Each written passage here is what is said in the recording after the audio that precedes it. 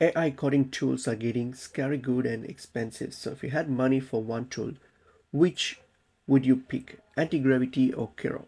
Let's look into it. So anti-gravity here, it's built for developers who want AI to move fast.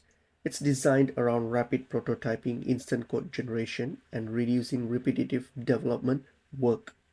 Think of it like it tells the AI what you want and let it cook. That's what it is. Kiro here takes a different approach. Instead of trying to fully automate coding, Kiro feels more like an intelligent development partner. So it's built across deeper context awareness, cleaner code collaboration, and understanding larger code bases. So while anti-gravity feels like a rocket ship, and Kiro feels more like a precision engineering.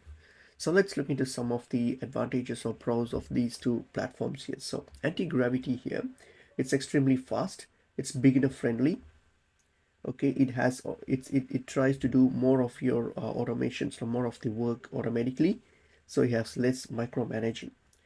Okay, whereas Kiro here, it has a better code understanding. So Kiro shines when projects become more complex and you have more reliable outputs, and it's better for professional developers. On the downside, the anti-gravity, you can feel like too much automated because sometimes it moves so fast that the generated code becomes harder to even trust. Okay, and it's you have a risk of dependency, so beginners may rely too much on it without actually understanding the code. Whereas Kero here, you have a steeper learning curve, so it's not really beginner friendly as anti-gravity, and you have a slower workforce, and it might also have a potential higher cost for casual users. So if you're building small projects, Kero might sometimes overkill. So if you're a solo funder, beginning coder, or someone trying to launch ideas fast, then anti-gravity probably would be ideal for you. But if you're building like serious products, managing larger code bases, then Kiro might be a smarter investment for you.